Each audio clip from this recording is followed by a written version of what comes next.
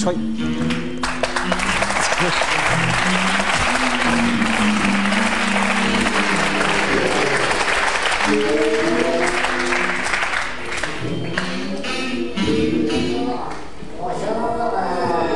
de m'avoir invité. Monsieur Fogiel, oui, ne me coupez pas la parole, s'il vous plaît, c'est déjà assez difficile pour moi. C'est pas mon genre. Oui, je vais te la fermer, tu vas voir. Alors, Monsieur Fogiel, vous avez invité sur votre plateau l'humoriste musulman Jamel Debbouze. Bravo, de mieux en mieux, le service public. À l'heure où le terrorisme, monsieur international, menace nos femmes et nos enfants, vous trouvez judicieux d'offrir la parole à ce moudjahidine du rire. Qu'est-ce que j'en suis, moi? Fous-toi de ma gueule, continue. Il vient de l'écrire, hein. Il fallait l'écrire avant, camarade. Dangereux agitateur. Hein c'est reconnu. Attends, laisse. Certainement à coquiner au milieu d'intégristes, enfin j'en parle. Avez-vous seulement pris, monsieur Fogiel? Oui. Avez-vous seulement pris la précaution de le fouiller avant qu'il rentre sur ce plateau? Je vous pose la question. Oui, plusieurs fois. Ariane s'y est prêtée.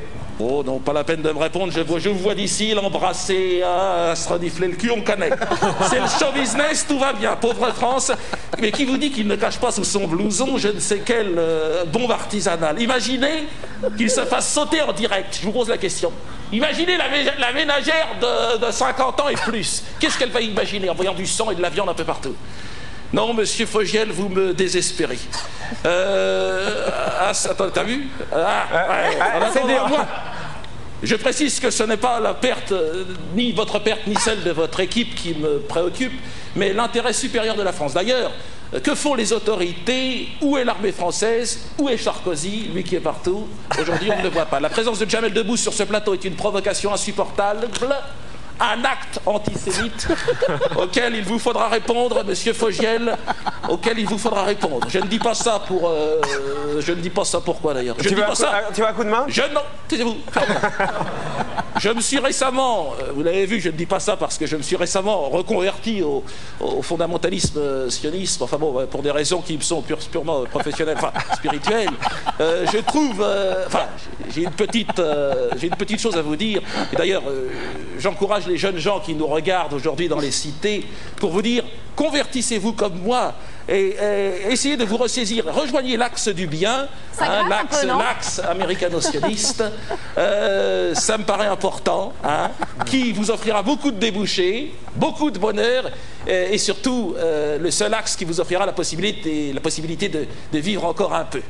C'est un peu une improvisation peut-être, non? Attendez. Mais après tout, j'accepte de vous rejoindre sur ce plateau. C'est pas pratique pour discuter. Non, c'est pas pratique. Oui, ça. Et j'accepte votre invitation.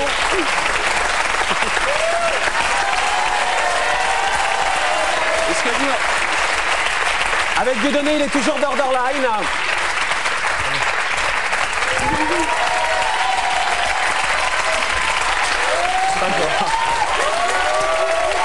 Un texte écrit dans les coulisses avant d'entrer sur scène.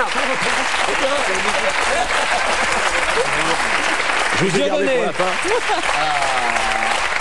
Vous connaissez Charlie Dino?